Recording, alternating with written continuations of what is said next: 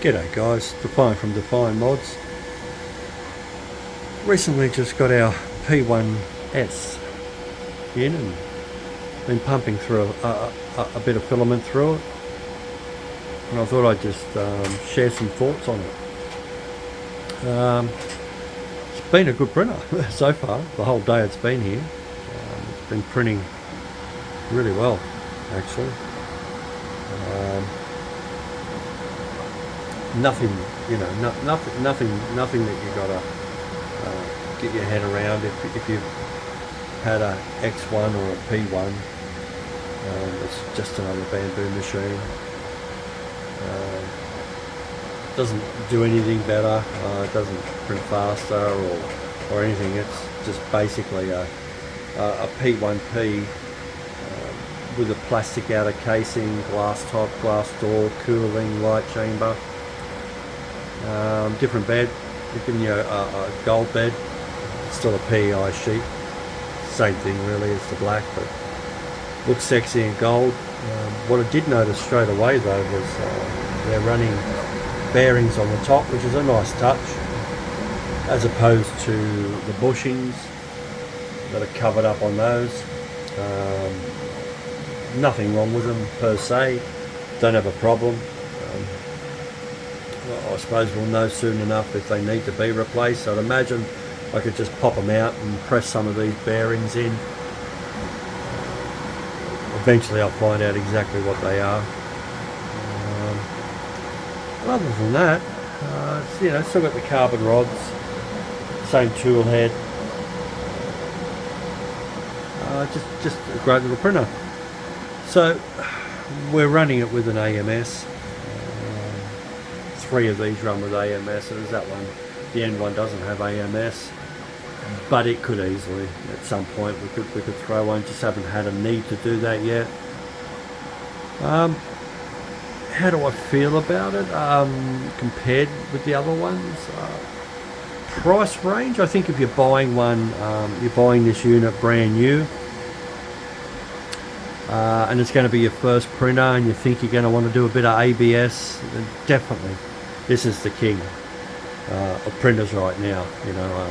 There's nothing that touches it, nothing that even comes close, and you can't even compare the Creality machine to this. It's just not in the same ball game. There's no AMS, no carbon rods. Sure, it's got a fancier screen. It's got the clipper hack, which I don't know if that's still available, but look, I haven't had one of these fail me yet. They've just all worked straight out of the box, all of them, and I'm representing all the models across the range now, so brilliant things. The AMS units are great. The troubles that I have with these are so easily fixed. It's not funny, most of it's jams and most of it's my fault for putting shit filament through them. But yeah, if you're head set on getting one and you think you're going to print a bit of ABS, definitely that's your bow. Unless you got money to burn, and you wanna have the best of the best, and why not get that? Would I buy this again? Nah. If I had the option to buy that first, I definitely would have bought that first.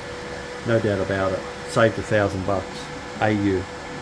$1,000 I would have saved AU by buying this model first. If you're not worried about ABS and you're primarily going to be a PETG printer, and add in some PLA, then these are the ones you want.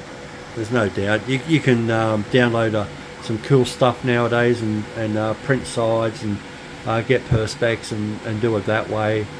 I've even put it in one of the Creality tents, the Creality heat chambers that you get off Amazon for $80.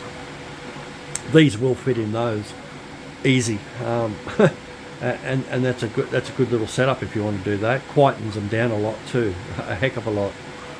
So yeah, definitely these still have a place, and these will always be a main staple in any farm that I would own, especially ones where I'm just printing PLA and PETG. I mean, the beauty about these is that they're open, you know, that they're an open frame. So it's easy to get in, it's easy to clean, it's easy to get prints off, it's easy to look around, you know, when you want to see your print, and that's really important.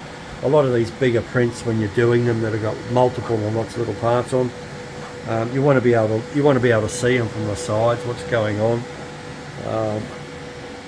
You know, I mean, you can't beat an open printer, you know, for seeing what's going on, especially when you're printing something this big. There's 250 parts in that little thing there.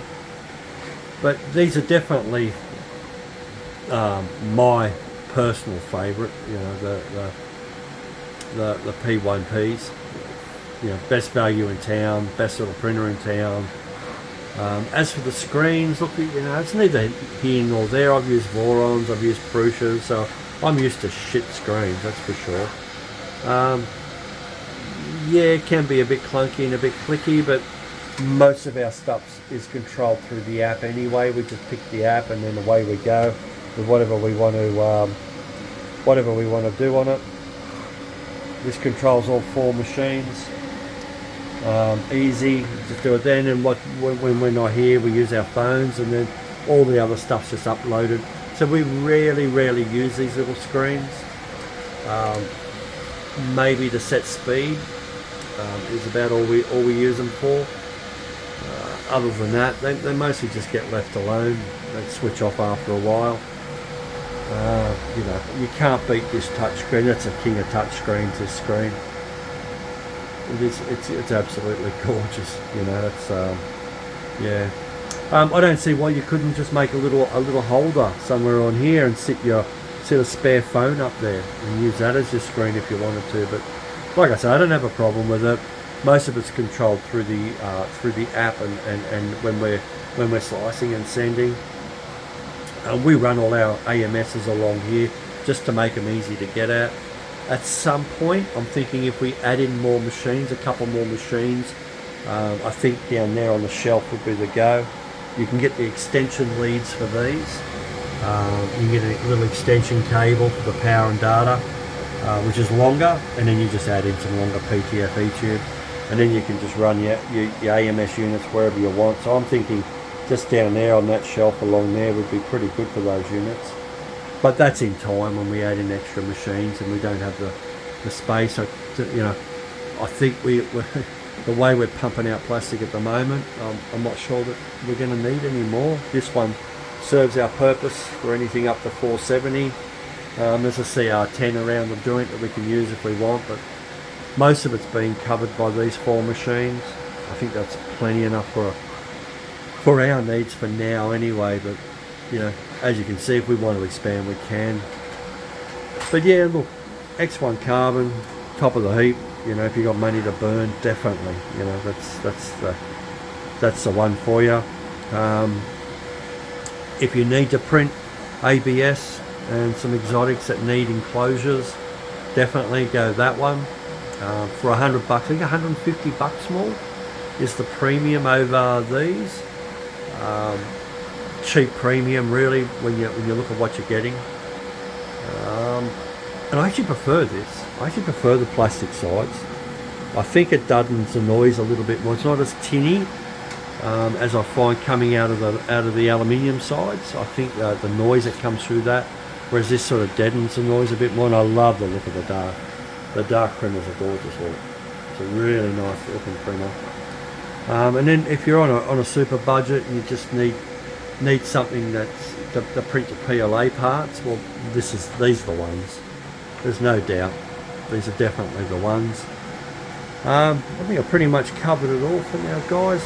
But yeah, I may do another video in the future, and if I can think of anything to add, worthwhile to add to it. But yeah, that's all for now, guys. Cheers.